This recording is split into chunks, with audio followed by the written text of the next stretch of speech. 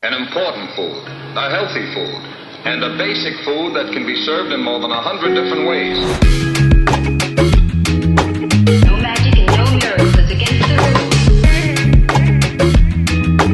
Up and down the aisles the shopper goes, and what you buy, nobody knows.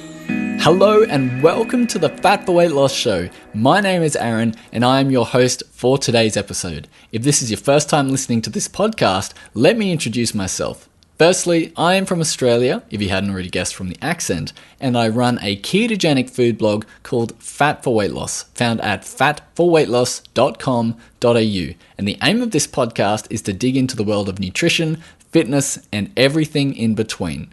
I'm a nutritional therapist and an advanced sports exercise nutritional advisor. However, I'm not a doctor, so I cannot give you any medical advice. This also applies to any guests involved in this show.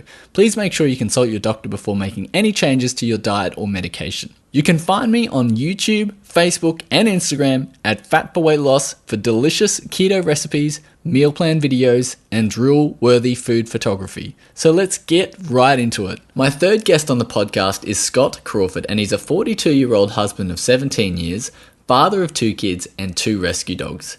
He lives in Orange Park, Florida, where he works as an architect specializing in research, development, and biopharma manufacturing facilities. Scott has been keto focused since February 7, 2017 and has lost 65 pounds over that time without any exercise. He's the only one doing keto in his household, which he documents throughout his struggles and successes on Instagram. In this podcast today, we talk about his weight loss journey and how he doesn't plan every meal. We talk about how he travels with keto and what snacks he takes with him. We also talk about how he deals with temptations and how you deal with a family that doesn't do keto, otherwise known as solo keto, and his recent move to adding exercise back into his schedule. So go ahead and connect with him over on Instagram, YouTube, and his website at the Keto Dad Life to check out his videos, workouts, and everyday life. So please welcome Scott. Scott, or AKA the Keto Dad, how are you doing today? Awesome. I definitely appreciate you having me on, and it's definitely much better than this rainy day that we're having here. So it's kind of a bright spot in what's otherwise a mostly miserable day here. Oh, nice. So you're in Florida, is that right? Yeah, I'm in Northeast Florida, around the Jacksonville area. Oh, nice. Yeah. So I can imagine that it can get a little bit rainy at some points. I live in Australia here, and in Brisbane in particular, the weather is 99% fantastic. And then, sometimes it'll just rain like you wouldn't believe. But anyway, we're talking about the weather on a podcast, I just realized. So, I wanted to start off, like I start off all these podcasts, with just some little thing for people to get to know you. And it's a little bit of an icebreaker, and it's something, that I think maybe people might really love to hear and feel a little bit closer to you. So can you tell me about your hair? Because every time I see an Instagram story or an Instagram post, you always have perfect hair. Can you, what do you do to get that sort of look? A lot. I mean, everybody kind of gets on my hair a little bit. They kind of say that they say that I have Lego hair. It looks like I could just pop it off, set it to the side, and whenever I wake up in the morning, I just kind of pop it back on my Lego head and I go on my merry way. But honestly, I don't do a whole lot to it. It's just a little bit of water and a little bit of gel, and that's it. And but yeah, I don't know. I mean, I can go for a run, and my hair will look the same at the end of the run as it did at the beginning of the run, and everybody always comments. A lot of folks on Instagram comment from the keto side of it, from the standpoint of hair loss is one of the side effects of keto, and everybody always asks how come I don't lose any hair, and why I haven't lost any hair, and I can't answer that. I don't know why, but I'm thankful that I haven't. But I don't know. My hair's always been sort of a joking point ever since I was in high school. Everybody I mean, my hairstyle hasn't changed since I was a kid. It's been cut the same way and combed the same way for 35 years now. So I don't know, I don't know what it is about my hair, but everybody seems to comment on it. Yeah, so all right, so that's crazy. Yeah, because I always looked at your Instagram stories and I'd be like, his hair is the same. He hasn't run far enough, and that's not the case. You've definitely run far enough, and your hair is just the same. Whenever I go out for a run, I will look like a total mess by the time I get back, and I usually try and wear a hat to stop that. But Sure. interesting what you said before about a common thing on the ketogenic diet is hair loss. And I actually get that question a lot, particularly from females. And they say, I really don't want to lose my hair. I don't want to go keto if I'm going to lose my hair. And I spoke to someone about this, and they said mostly it's because of stress. And if you are, in a high stress state, and obviously this isn't medical advice, but if you're in a high stress state whilst trying to adapt to the ketogenic diet, you might lose a little bit of hair at the beginning. But what ends up happening is, after you eat the ketogenic diet for a while, your hair actually goes much, much thicker. So maybe maybe you never really had that stressful introduction to the ketogenic diet and you just went full grown hair. So kudos to you. Also, I wanted to touch on, as you said, being in high school. Before we got onto this podcast, we had a little bit of a chat, and you said that you were a cheerleader in high school. Can you elaborate on that a little bit? And is it something that you want to talk about, or No, it's just one of those things where I don't know. It's not what people think. Whenever they ask, did you play a sport in high school? I mean, I played tennis too, but I was like, oh, well, I was a cheerleader in high school, and it's kind of, I don't know, nobody kind of sees that, and which is great, it's fine, but I don't know, I was dating a cheerleader at the time. It was the first year that they opened it up to guys on the cheerleading squad, so I said, what the heck, it's something to do, and I would be around my friends all the time anyway, and maybe get some exercise and whatnot. And I mean, it was fun. We had 4 guys on the squad, and me being one of the 4. Um, but I don't know. It's just something that is, of course, all my buddies at work all still joke on me for being a cheerleader in high school. But I don't know. It was, I mean, it was, you got to go to all the sporting events, see it from a different perspective. Yeah, you had to work, but it was a great way to kind of keep in shape. We did a lot of exercising, a lot of work. It's not easy throwing people up in the air and catching them. So, but yeah, it just, I don't know. It kind of throws people off whenever they find out I was a cheerleader in high school. They're like, oh, what? I just don't see you as a cheerleader. Um, but yeah, so it's. Oh, that's great, and I think going out in life and doing those things that maybe you wouldn't have thought of previously doing, maybe like the ketogenic diet, is a great way to learn about yourself. And going out and doing those things, kudos to you for going out and trying something different, because I think that's where personal development happens, and I think that's where a lot of great life stories happen as well. So can you tell us a little bit more about you? Because I know a little bit from Instagram and YouTube, and you've got a website as well, but what are the things that people may not know about you? May not know about me. Wow. I don't know. I kind of put it all out there. I really don't try and hide anything, but I guess the general specifics, if that makes sense. I'm 42 years old. I'm married. I've been with my wife since I was 17. We started dating right after high school graduation, and we went to college together. Lived together for a while. Gotten married in '01. So we've been married for 17 years now. And we have 2 kids. I've got a 15-year-old son and an 11-year-old daughter. My daughter has arthritis, which I get a lot of questions about. Is my daughter on keto, given that she's got an autoimmune disease? No, she's not. But I'm an architect, um, University of Florida graduate. Um, like I say, I mean, I kind of consider myself a typical dad. I'm not, I've had the typical dad bod for a long time. The nice beer belly. I worked on that for several years. Really didn't exercise too much. Really didn't focus on myself too much. And, and just came across this and kind of here we are. I mean, other than that, like I say, I kind of put everything out there, especially on Instagram. I don't really, my wife wishes I had more of a filter, but I don't know.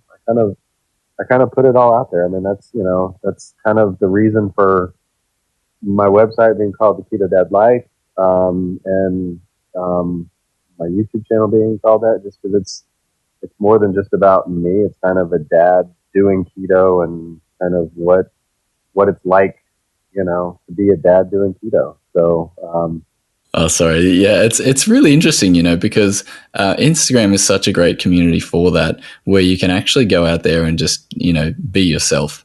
And I think, Instagram is a great place to do that. And there are so many people out there on the ketogenic community on Instagram as well. So, for anyone out there who is maybe new to the ketogenic diet, start up an Instagram account, because that is a great way to not only meet new people, and we met through Instagram, but it's a great place to sort of showcase what you're doing each and every day. So what was the motivation for you to start eating low carb? Like, I know that you said your daughter suffers from arthritis, but what was the motivation for you, particularly starting ketogenic diet? well, for me, it all kind of, I didn't initially start keto, but I had a doctor's appointment September of 16, I think. Yeah, September 16, and I was the heaviest I had ever been. At that point, I was close to 275, and I got back some blood work. My cholesterol was super high.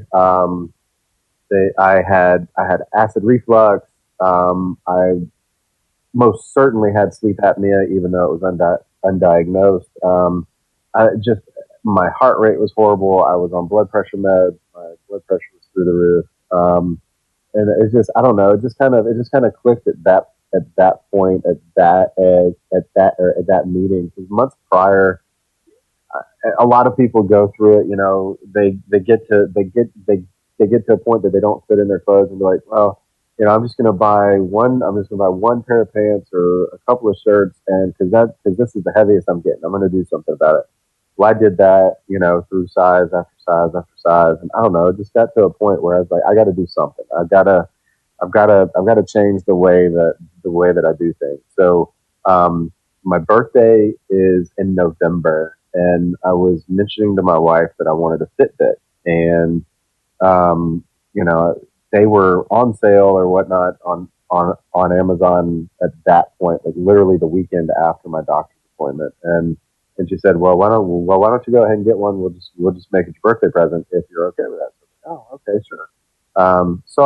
So I did. I got it. I started walking. Started really focusing kind of on my steps and whatnot, and kind of getting those in. And about that time, I had a friend who I've known for a long time. We actually work in the same industry together, and he had been a Beachbody coach for 6 months, 8 months, and of course he's trying to grow, his sort of team and whatnot. And he had been hitting me up for months about, you need to try this, you need to try this, blah blah blah.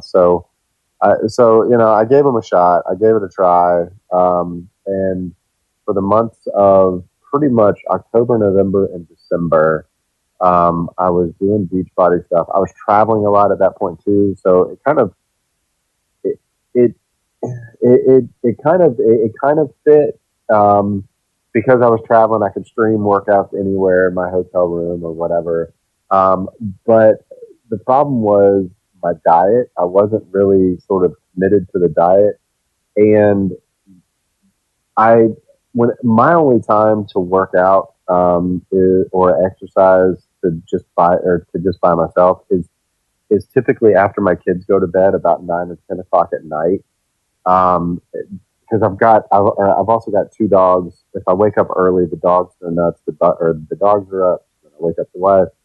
I know it's excuse after excuse, but I try not to have what I do impact my family too much, because this is my choice. It's not my family's choice. And but having to work out really, really late at night, and also kind of half committed to a diet. I was tired all the time. It just wasn't working for me. I don't know. I was just run down. I didn't have any energy. It just didn't feel right. And so I started looking, started thinking about things that I could do. What do I need to do? And years ago, when Atkins was a thing, my father did Atkins and lost a whole bunch of weight. I did it. For a little while and lost a fair amount of weight and remember feeling really good on it. However, at that point in time, I really didn't like a whole lot of food. So eating low carb or lower carb at that time was really hard for me. I was in college, and I was trying to, I was trying to do college stuff and trying to live the college life, and I don't know, it just wasn't working out at that point. So I started to research Atkins a little bit, and I came across keto and the ketogenic diet and whatnot. I know a lot of other people came across it on Reddit. Everybody's gonna be shocked, but I don't think I've spent 10 seconds on Reddit ever in my life. But I still came across keto and the ketogenic diet and the ketogenic way of eating, and I just started researching it, started looking into it. Came across some of Leanne Vogel's YouTube videos, and really became interested in those. I bought her book, The Keto Diet. It's a really good book. It kind of was what really got me jump started on it. I started to read that and found out that one of my close friends from high school actually had been doing ketogenic diet for 6 or 8 months prior to that. I found her on Facebook, and we just started talking, and it just started clicking. And so that was around middle of January into right first week of February. And that's when I just kind of committed to it and just said, you know what, I'm going to focus on this. I'm going to give this a run, because there's so many foods on here that I like and I can eat, and it just kind of fits for me. I can find those anywhere I travel, anywhere I can go, I can eat those. And I started out, just kind of focused on the macros, focused on what I ate, and really trying to clean up my diet and just eat real food, trying to force out a lot of the processed stuff, and really focused on limiting my carbs to 0 if I could. If I could make a choice to not eat a carb or not eat a sugar, I was making that choice. And from there, it just kind of snowballed, and I don't know. It just kind of fit for me. I found myself with more energy than I had ever had. I didn't have those sort of afternoon slumps in the office, or the evening slumps when I came home from work after I ate. I just had tons of energy, and it's not like jittery energy. It's not like wired energy. It's a nice, steady, sustained sort of level of energy that just seemed to never deplete. I was always ready to go, always ready to do something, and it just kind of carried on from there. And I made the conscious decision too to not. It sounds weird, but literally to not exercise. And I had always heard and had always believed that that 80% of weight loss is diet. Is diet. So I made the conscious decision to not exercise or to not kind of work out in the beginning and just focus on my diet. Period. I just want to get my diet right. I want to get what I eat, what I put in my body right, and then I can start bringing in other stuff and maybe expanding to a couple of things. But I really wanted to only focus on a couple of variables that I had to adjust and just kind of let it play out. And that's kind of, that's kind of how I got started. And it's been that way for a while now, and it's been great. Wow. Yeah. Thank you for sharing that story. Because it's really interesting to see, again, like 80% of weight loss is diet, like, and you've been a big advocate of that. And when I initially started the ketogenic diet, for me, I didn't have much weight to lose, but I definitely saw that there was a huge impact. And I was doing the same amount of everything that I was doing. The only thing I did was change my diet.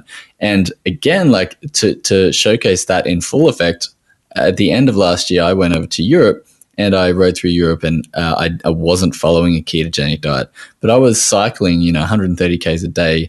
And your diet directly directly says whether you're going to store body fat or you're not. And for me, like, I came back heavier than I ever was from Europe, not only because we drank beer, but there was lots of bread and all of that sort of stuff. And it was terrible.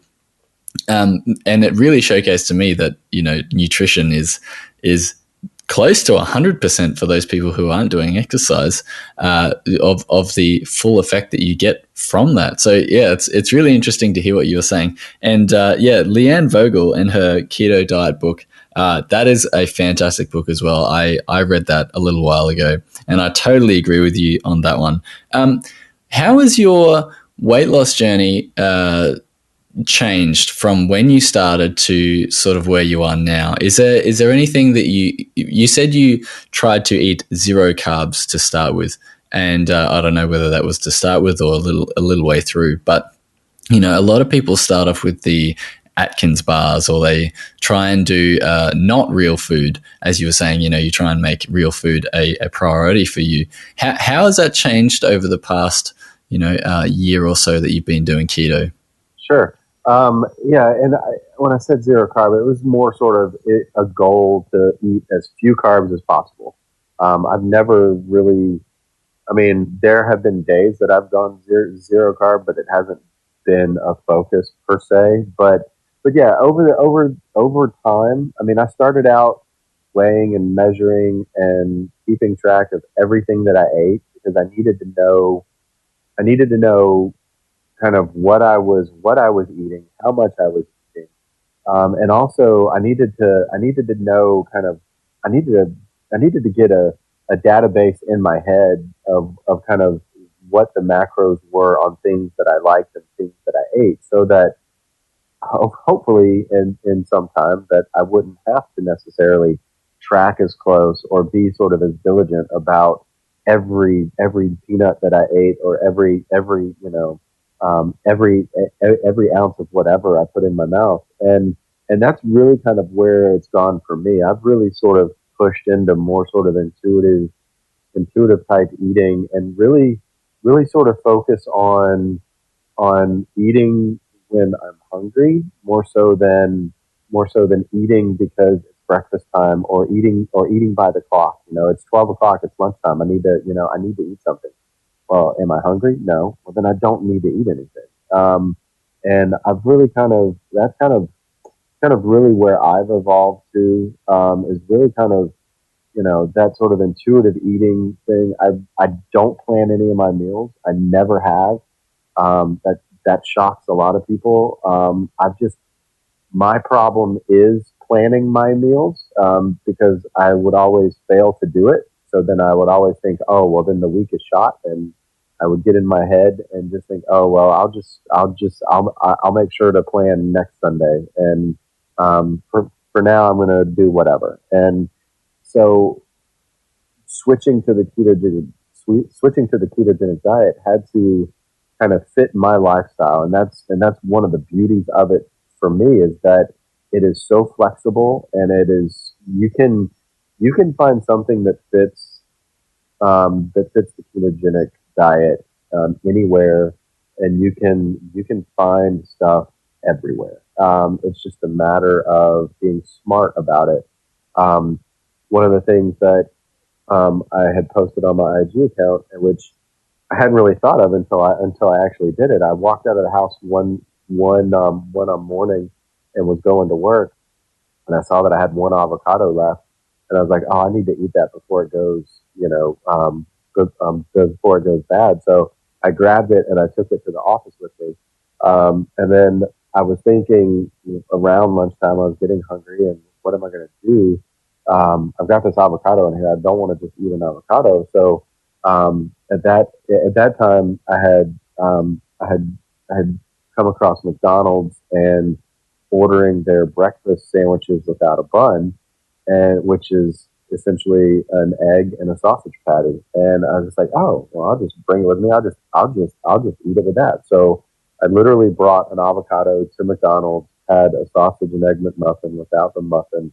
I sat there and I sliced up my avocado next to my egg and my sausage patty, and I got some of the weirdest looks, but it was one of those things where it's like, aha, you can, I've got a good source of healthy fats. I've got some protein. I've got an egg, which is kind of like the perfect ketogenic food, in my opinion. You really can't go wrong with eggs. Yeah, the sausage patty is a little questionable because it's processed and it's fast food, but just those small things that you can do can make a huge difference in kind of how you eat and what you eat, and that's really carried me through since I travel so much, with my job, and I'm able to get something anywhere. I'm able to find something anywhere, and the other thing that I do so that I make sure that I always have a sort of keto choice, is in my backpack, in my work backpack, where I carry my laptop and all sorts of other stuff. I have literally a gallon Ziploc bag where I've got a Quest bar, I've got a couple of sugar-free candies. I carry a small bag of pork rinds with me. I always keep that stocked with sort of keto foods, or at least keto acceptable foods, to where if I need to snack, if I'm in an airport, I need something quick, if I can't find anything at the airport, or I'm traveling around, I haven't eaten in a long time, I've been in meetings all day, I can always reach in my bag and grab something. So that's kind of, I mean, I've really gotten to where it's really a lifestyle for me, and sounds cliche to say, but I've gotten in a routine that I'm able to eat the way I need to eat without having to plan anything, without having to really do much effort. And for me, that's the only way that I'm able to stick to it. It's just with that level of flexibility. And I've also, I passed the year keto or my keto anniversary was February 7th. So I passed the year mark. Once I passed the year mark, I had lost about 65 pounds at that point, and I decided to fold back in exercise. So I kind of do that somewhat intuitively too. I've got a schedule set up, a sort of 3-day split with some cardio in between. And if I can't make a day, I can't make a day. I'll make it up the next day, or I'll make up that day on the weekend. I don't really punish myself or force myself to work out if I miss a day, or if I come home and I'm really tired, or I've just had just a stressful day and I just can't, or I don't want to, then I don't force myself to do that. But I've been pretty consistent since then. Even with skipping some of those days, I'll make them up on a Saturday or Sunday, and I'll exercise 3 or 4 days a week, more than likely, on the average. So, and that's been good. I mean, that's actually helped me a little bit in terms of relieving some of the stress, and because I work out in my garage, so I've got weights and a treadmill, and I've got my bike on a trainer in the garage too. So sometimes I'll sit on that and just spin for a little bit. But but yeah, it's kind of converted for me, to go back to your original question. It's kind of converted me from a diet more so to a lifestyle, and from sort of really tracking and following and marking down everything to it's just it's just the way that I eat. And I really don't focus on tracking macros so much anymore. I keep a mental log of kind of roughly of what I ate for the day, and I know if something has some hidden carbs in it, or a few more carbs because it's a vegetable, or it's got some natural carbs in it. So knowing that, I can make decisions the next time I eat to maybe eat a little bit less of that, or maybe to go zero carb on the next meal potentially. So it's kind of just a really flexible sort of waxing and waning kind of thing for me anymore. Mm. Yeah, that's so interesting, because as you said, you travel a lot, and I think that's most of the time where people get unstuck is because they either don't have the snacks in their bag, and that's a really good tip for a lot of people, is to actually carry those ketogenic friendly snacks that are sort of you can keep in your bag and they won't go bad, like an avocado or something. But it's purely to make sure that nothing becomes too much of an urge, or the resistance isn't there. So that's fantastic. And as you said, the ketogenic diet becomes a lifestyle, and so many people. I think when they first start, they hear that the ketogenic diet is a lifestyle. It's not a diet; it's a lifestyle. And I think from what you're saying, is that for you the progression is that you sort of had to track a little bit at the start so that you actually knew what was in certain foods, and then from there you made it a lifestyle by just knowing what foods have certain amount of macronutrient ratios, and being able to judge that on the fly now to the point where you don't plan anything at all. So that's fantastic. And I wanted to ask one thing as well, and I'm sure a lot of people out there have this same issue, is that you're the only keto person in your family. What sort of meals do you try and make? Do you try and join in with the family, or do you have? Do they make meals where you can just remove the carbs from the meal, or what does that look like for you? And I'm sure this is different for everyone, but I'm sort of in the same boat here. So this would be really interesting to hear from you. Sure. I told my wife what I was planning on doing. Of course, she thought I was crazy, but it's not the first time that she's thought that. But I literally told her, I was just like, because she cooks a lot of the weekday meals. She picks our kids up from school, so she's home before I am. So she cooks a lot of the weekday meals. I do the dishes. That's kind of our routine. Whoever cooks will do the dishes. Whoever cooks doesn't do the dishes. The other person will do the dishes. So I always end up doing the dishes. But so she cooks the majority of the meal, so I'm thankful for that. And I told her, I don't expect her to go out of her way to cook anything specifically different, I guess, if that's, and that I don't want it to be an impact on the decisions that she makes to cook for the family, or what the kids eat, or what she eats, or she can't do this, or she can't do that.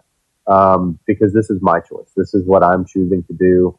I don't want to force it on anyone else. I think it would be great if other people joined in, but again, that's their choice. And if they have questions about it, I definitely answer them.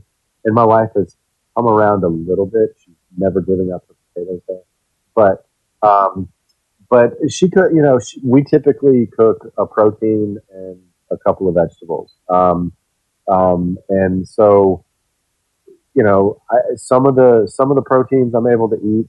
Some of them are sort of made with gravy or with other stuff, and those I typically don't eat.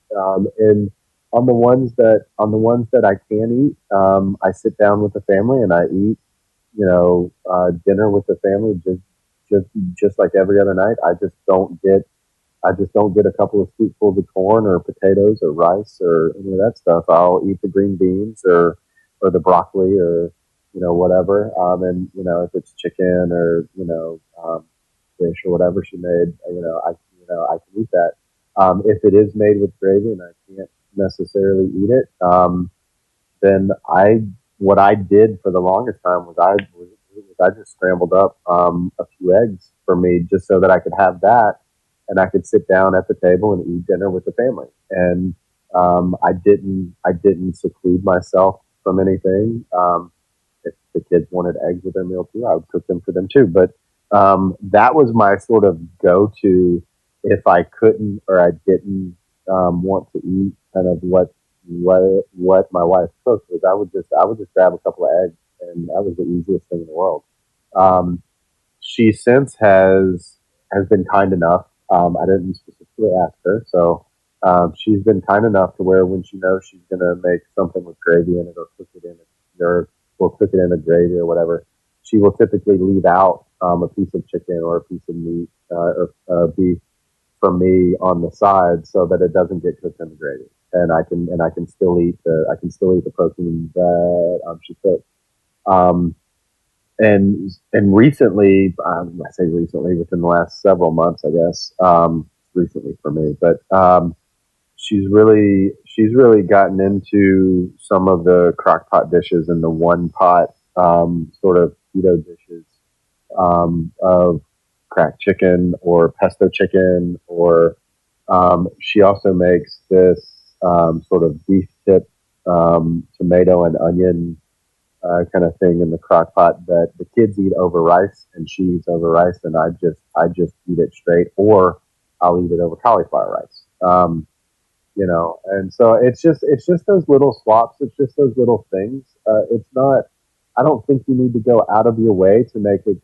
Like I say, the ketogenic diet is it's there's so many choices there and so many things that work on it. And if you can't have something, it's not to say that everybody else in the household has to change. You just need to choose what you need to choose, and you eat it, and you sit down with a family and you still eat. It is, I will say, it does take some effort and some willpower from me, especially in the beginning, to not. I mean, it was almost automatic to just go scoop, some rice or some potatoes or whatever it was onto the plate and just sit down and eat. And to kind of have the wherewithal to say no, I'm not going to do that. I don't need that. I don't want that. I'm just going to, I'll double up on green beans, or I'll double up on broccoli or something. I'll cook 6 eggs instead of 4. At least I'm eating. At least I'm not ingesting all of the carbs and sugars that I would have been had I made that other choice. So I mean, it's hard, but you just gotta you gotta look out for yourself, and you have to be respectful of everybody else in the household. I mean, my kids still eat potato chips. My wife still brings home M&Ms and Ben and Jerry's ice cream and other stuff, and I go to the grocery store with her, and I see all this stuff getting put in the cart, and you know, but I just kind of go back to, this is my choice. This is what I'm choosing to do. This is what works for me. So I don't belittle anyone. I don't sort of, question anybody else's methods or ways of eating. It's what works for me, and that's what I'm sticking to. So, but definitely having that stuff in the household is hard. It took me a fair amount of time in the beginning to be able to walk past certain things in the kitchen without just kind of stopping and looking at it like, man, I wish I could have that, or man, I wish I could have that. Yeah. It's hard. Like there are on my counter right now, there is 2 dozen chocolate chip cookies from a local bakery, 2 dozen Heath Bar cookies from a local bakery, a stack of Reese's peanut butter cups, and a stack of Hershey bars. Because a lot of those were buy one get one free at the store, and since it's a holiday weekend here in the States, my wife is buying it for the kids and herself and whatnot. But it's on my kitchen counter. I pass it every time I walk through my house, and in the beginning, it would have almost crippled me to pass up those wheat bar cookies. But now it's kind of, I just kind of look at them um, and I'm just like, yeah, I really don't miss that. Yes, they're delicious cookies, but I'm okay not eating them now. I'm okay just letting them go. Partly because I've been fat adapted for so long that sort of hitting sugar that hard that quick would it would somewhat hurt. It would give me some GI issues. So knowing that is also a good deterrent too. I'd rather not go through some of that. Yeah, that's really interesting, because as you said before, it's your own journey, and this is not something that you have to put your family through. And I think that's really important for a lot of people because the typical diet type view towards trying to eat healthy or eat clean or whatever it is that they remove all of the junk food from their house. And I disagree with that because what happens is that you have this safe environment in your house that you don't have any junk food or you don't have any of those Reese's pieces on the counter or those chocolate chip cookies or whatever it is. You don't have access to that. But what happens when you leave the house and you're exposed to, as you said, like when you're traveling, you're exposed to all these different types of foods, and you would eventually just crave outside of the house anyway. So you're building up the mental tolerance and the ability to be able to say no in the comfort of your own home. And I think that's really important. And that's something that a lot of people struggle with, is that they get rid of everything from their house so that their house can be a clean food type area. And then they just, blow it when they go out on the weekends or something like that. So yeah, I think that's a really important takeaway from there. And also just being able to let them go. I think sometimes for a lot of people when they do either not eat enough, like they're trying to do a caloric deficit and they're not eating enough, and those little carbohydrate type foods can be, how do I say this? they can be much more enticing in that particular point. Whereas on the ketogenic diet, your body's constantly using the fat that's on your body, and you've probably already had 6 or 4 eggs or whatever it is for breakfast, and you don't really need that much food, as you were saying before, when you eat to your own hunger as opposed to just by the clock. You're not trying to break up those parts throughout the day where you're hungry with those types of foods. So that's really important as well. And as you said, the GI issues with eating a lot of sugar like that all in one go can be disastrous. And that's a good reason to not ever step foot in there. But I wanted to ask you, what impact do you think has having an Instagram and a YouTube channel and a website? What do you think that has had on your overall success? Do you think you would have had the success of losing 65 pounds without those different mediums, or do you think that they're quite important when you do start a pretty drastic health change? I would say the website, probably not. It's probably not necessary. I had done websites long time back, had just sort of created websites just as a side thing for friends and whatnot. So it's always been something, sort of a creative outlet for me. So it's something that I decided to do after my Instagram account. And I would say, IG for me, or Instagram for me, was really the sort of catalyst for me. I mean, I had my personal account for a long time, and I started doing the ketogenic diet, and I posted a couple of things, but it was really, I don't know. In the beginning, I didn't know really kind of how to explain it well, because people thought I was nuts. You're not eating any sugar or any carbs. Are you crazy? How can you? I don't see how you can do that. I don't see how you can give this up. I don't see. You're putting butter in your coffee. What? What? You're cooking stuff in bacon fat. What? What are you doing? You're going to die. You're going to have a heart attack. So I created the Keto Dad account, more sort of as a keto journey, to where it wasn't around my personal account. I didn't really have to answer those questions. But I never I never envisioned that I would I don't know, that I would find the community that I did on Instagram. I never, I mean, I've met people off of Instagram. I mean, I know you've interviewed Aaron, who is AD Keto on Instagram. I know you've talked with Steve, who is Keto Tech on Instagram, and some other folks. But I never thought I would make friends like I have, and really, everybody. I will say the following too. I never thought that I would have the following that I have, but I really don't like the word following or followers. Everybody will tell you I consider it team keto, and everybody's a part of the team. It's not a follower versus who do you follow. I think everybody's on their own journey, and they're not really following anybody, but um, they're seeking support and advice and tips and tricks and other stuff from the community. But yeah, IG is. I mean, it's fantastic. There's so many people out there who are on a similar path as you, who are on a similar journey, who like the similar things, who are having the same issues, who are having the same hurdles. And I mean, you can find people on Instagram who you can reach out to if you ever have a question. I'm one of them.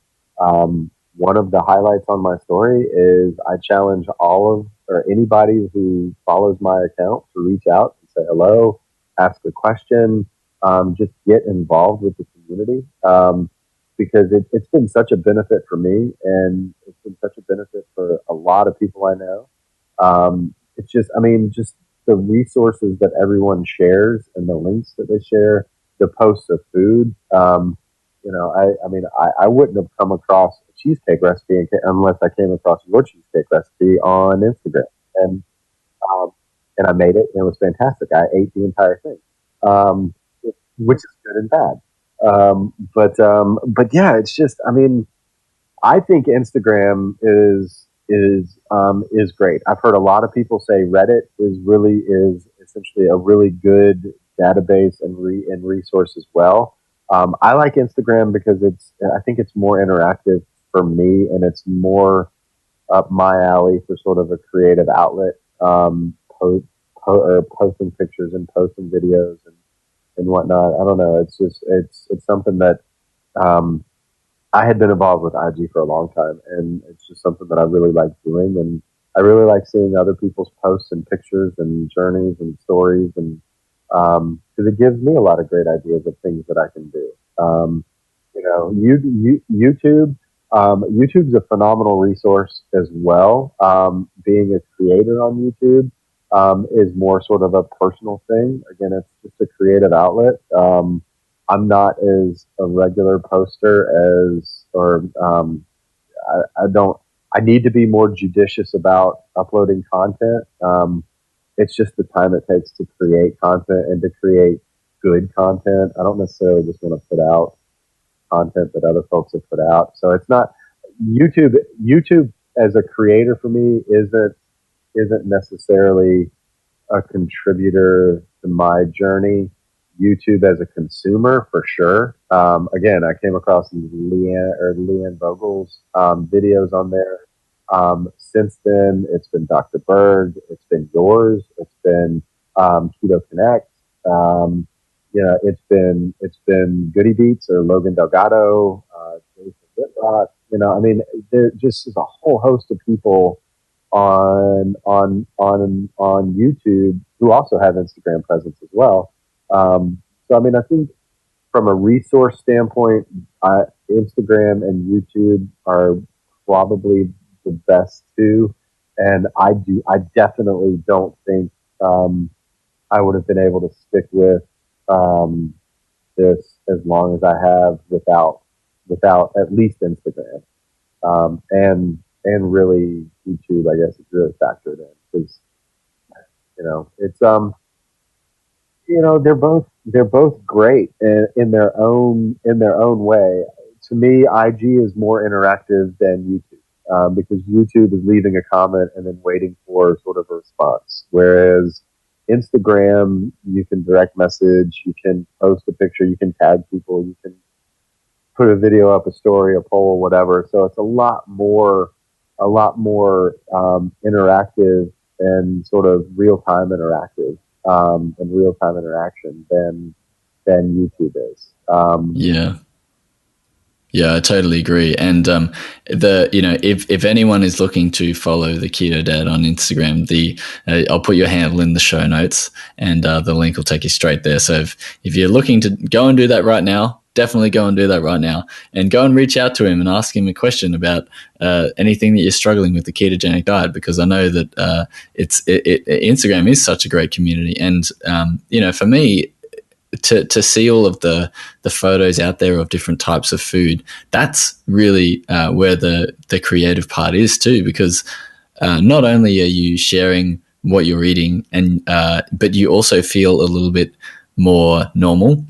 As you said, with the people around you saying you're putting butter in coffee or you're cooking in bacon fat, you're going to die. And it's like, no, you just have to go back to Instagram and realize that there's a whole bunch of people around the world doing the exact same thing as you and having fantastic results. So don't feel like you're ever out there, doing something strange, because there are lots of people who are doing the same thing. So before I jump into a few quick questions, I wanted to ask you about cycling. And I know that you said you work out in the gym at night times or on the weekends and whatnot, but cycling in particular is very close to my heart because I was a cyclist to start with.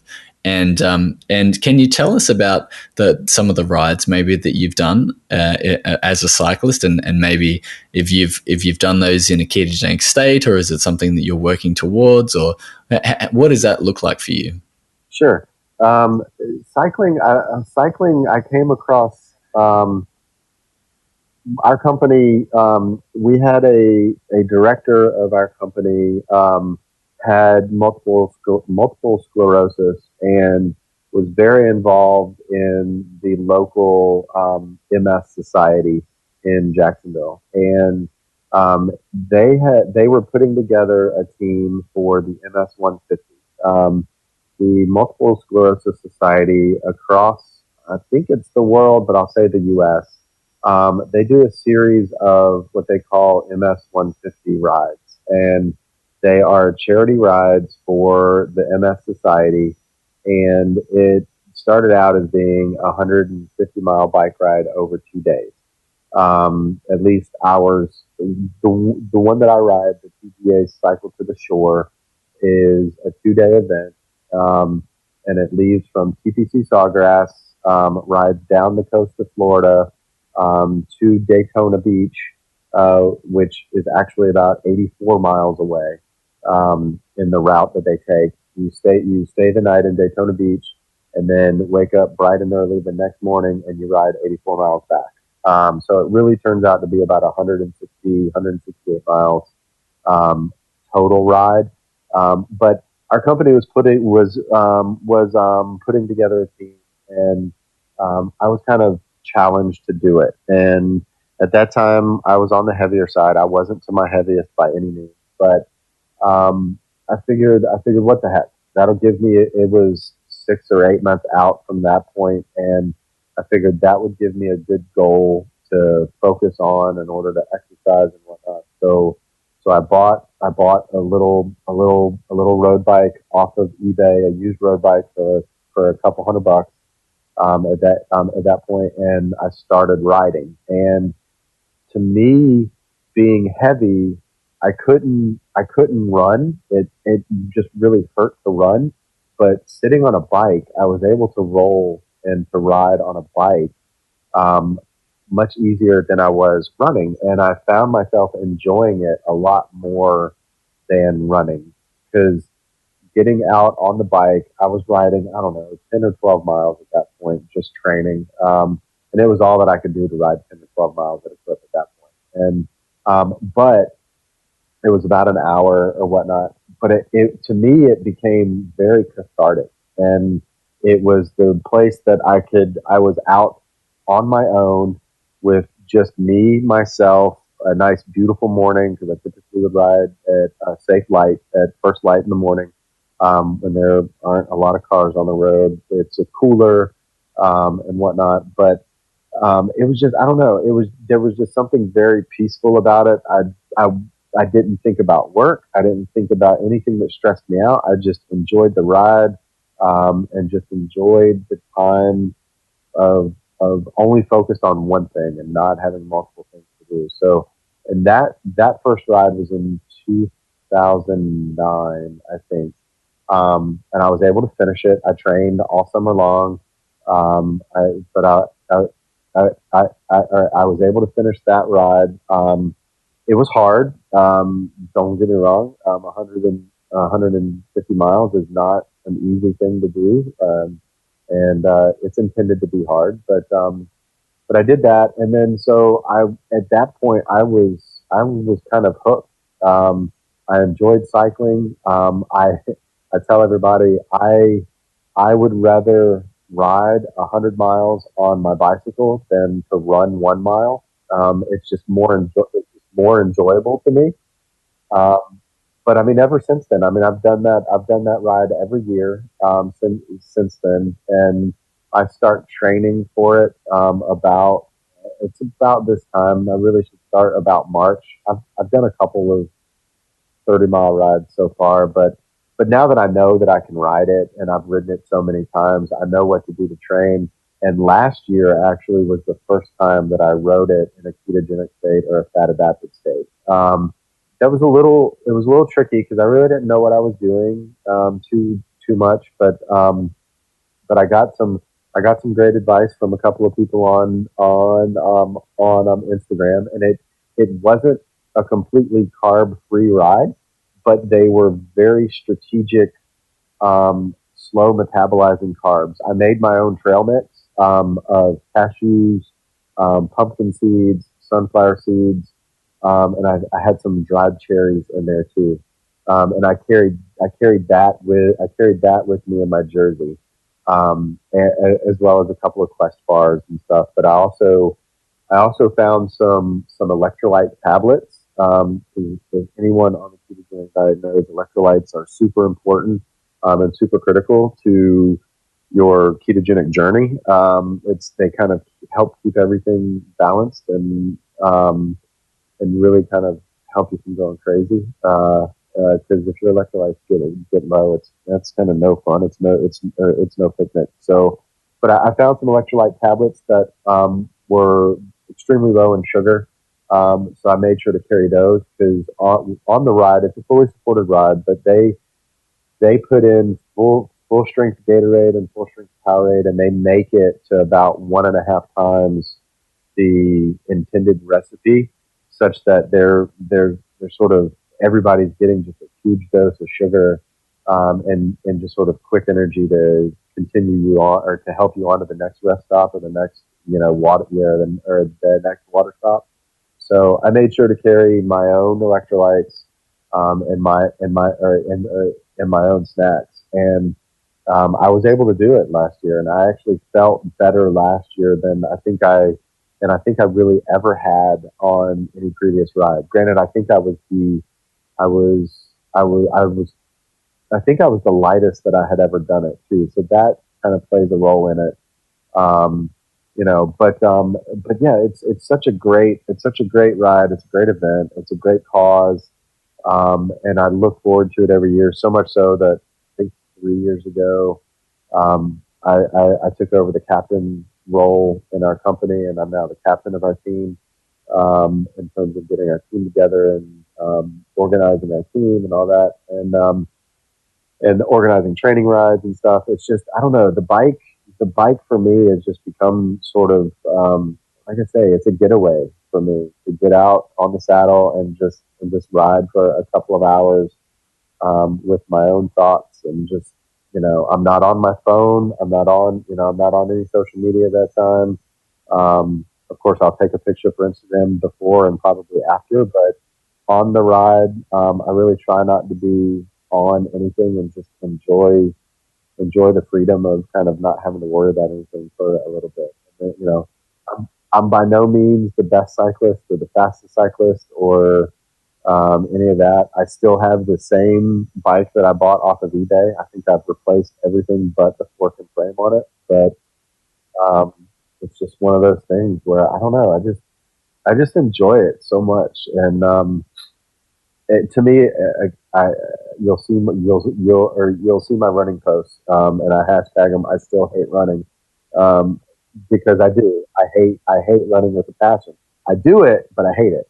I would I would much rather be riding my bike. It's just in the evenings, it takes a little bit of prep to get your bike and to get your jersey on and to get your bibs on and get your water bottles ready and make sure everything is in working order and then get out and ride.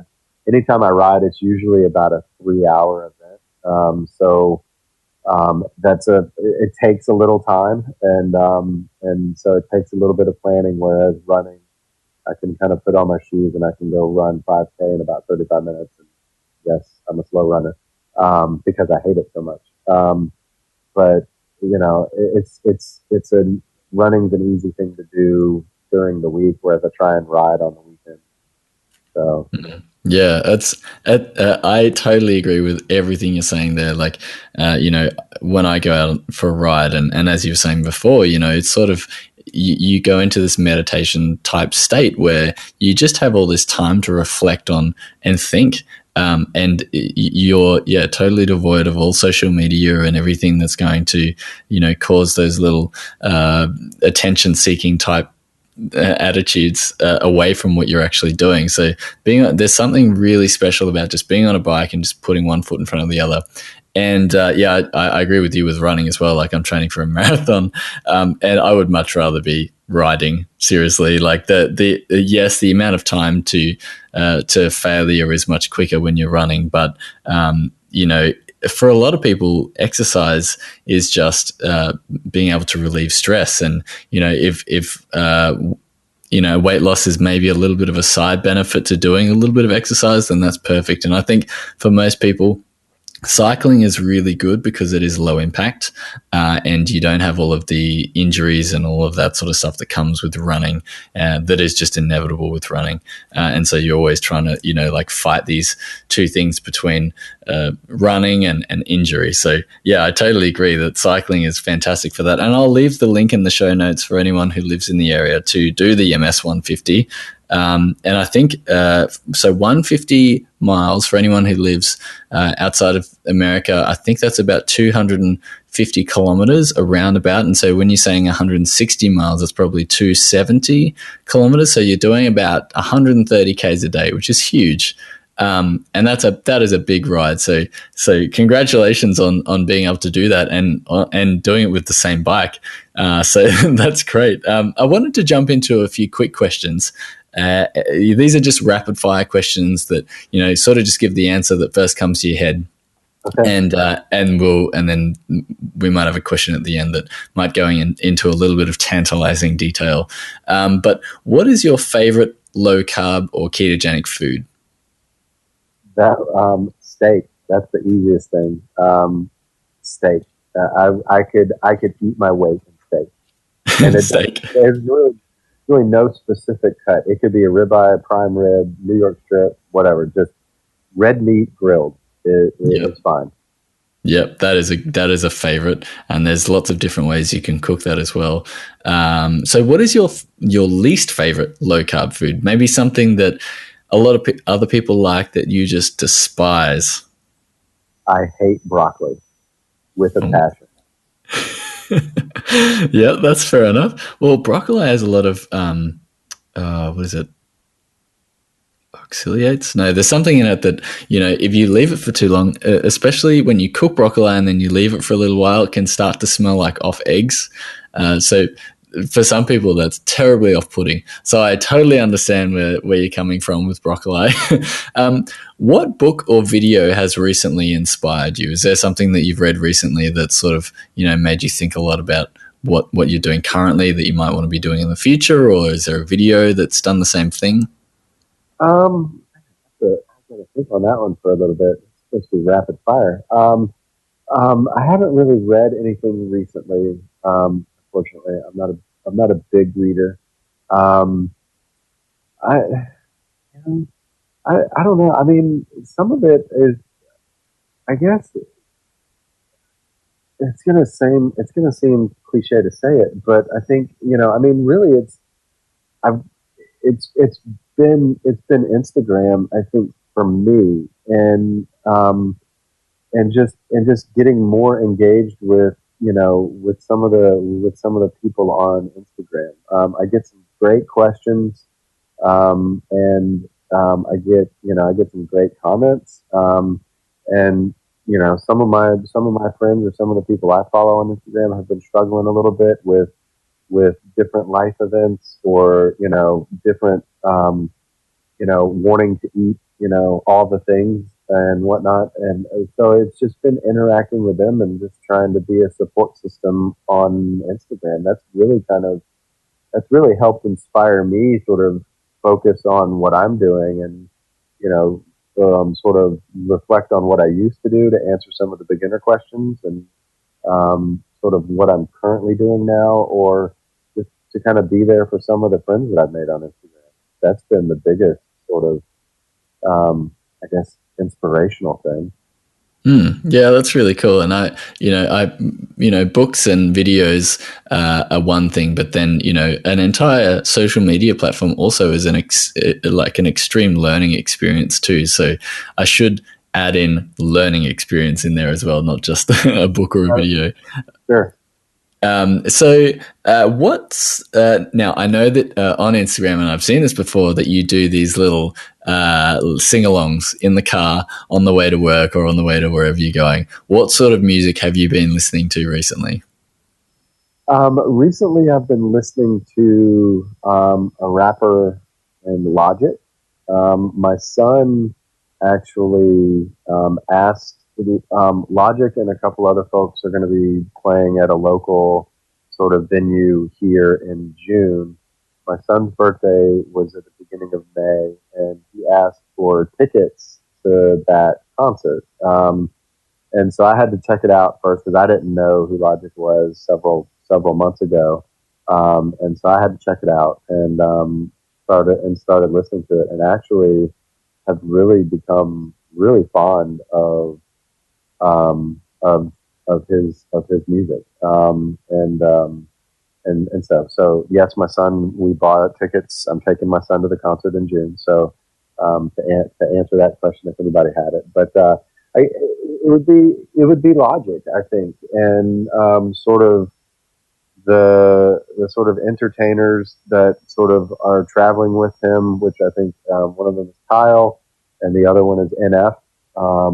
So that's been what I've been kind of listening to lately, more so than anything else. Oh, that's really cool. And I guess music always creates those special bonds between different generations as well. So that's pretty amazing. 100 years prior, there's been a very big music separation gap between what's pushing forward and what people are used to listening to. So that's really cool to hear that that your son introduced you to Logic, and now you're actually really loving it. So that's cool.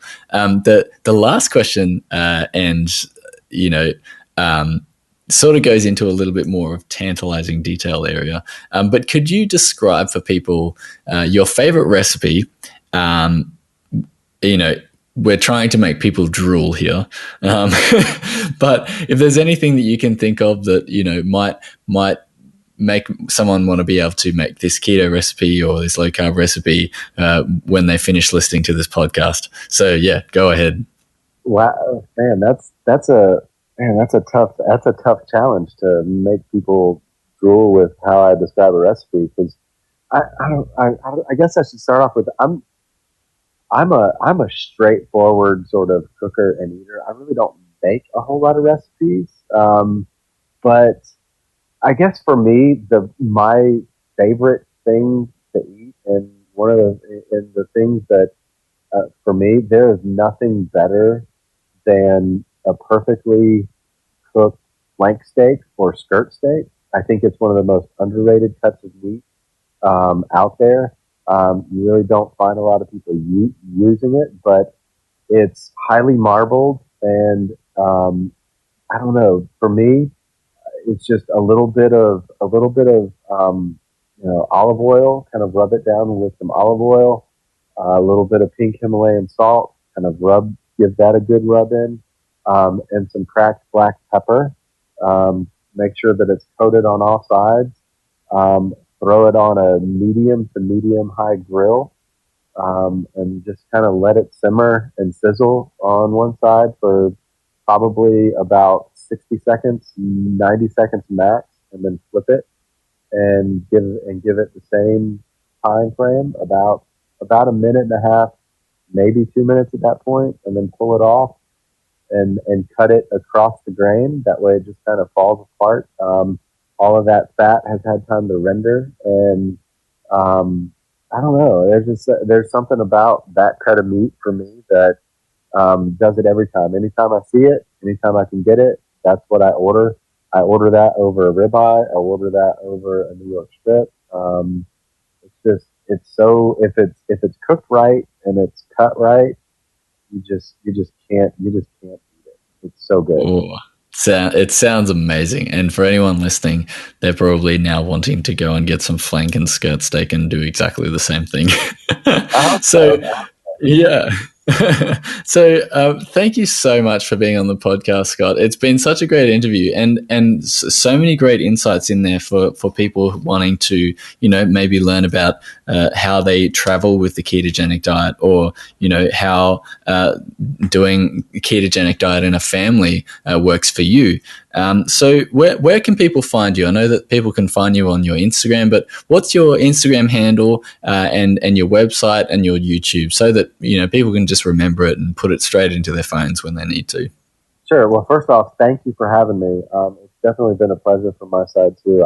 I've followed you for a while now, and consider it a great honor to be interviewed by you and to be on your podcast. So a huge thank you to you for having me on.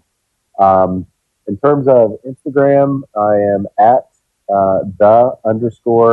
_keto_dad. And my blog or my website is www.theketodadlife.com, and my YouTube channel is the Keto Dad Life. You can search in the Keto Dad Life and find it on YouTube. You can find it on my website, and I'm on Instagram. So feel free to stop by any one of those media vehicles and say hello, ask me a question. IG is the easiest place to get me and the easiest place to find me, I think. But yeah, swing by, say hello, ask a question, get involved, interact. I wouldn't be afraid of too many people. And if you're looking for anybody to follow anybody I follow. I think they're all great accounts, and yours is one of them, by the way. So, thank you. Follow Aaron too. Yeah, thank you so much. Yeah, it's been such a pleasure to have you on the podcast, and it's only new, so hopefully we can start a real tribe of people, or what was the word that you said? The keto team, was it? I do keto. Hashtag Team Keto or Team Keto. There you go. So I urge anyone that's listening now to go out and ask the Keto Dad a question on his Instagram. If that's your challenge for today, if you only get one thing done on your ketogenic diet today, that would be the best thing, because I think you're reaching out to other people and asking questions. I do think sometimes Google is a great resource, but sometimes Google doesn't have all the answers. And so when you go and ask Scott a question, if you've done a little bit of your own research, include that as well, because I know you probably get a lot of questions, and I get a lot of questions too, where that it feels like someone, they are having this struggle, but they haven't really thought about what the actual struggle is, and they end up just giving you this like full A4 page of struggles. And so if you can keep it like really concise, and maybe also, it really doesn't matter too much, but I think being out there and getting what the information that you need is one part, and then actually going and executing it is the next part. So again, thank you so much, Scott, for being on the podcast, and until next time. My pleasure. I appreciate it.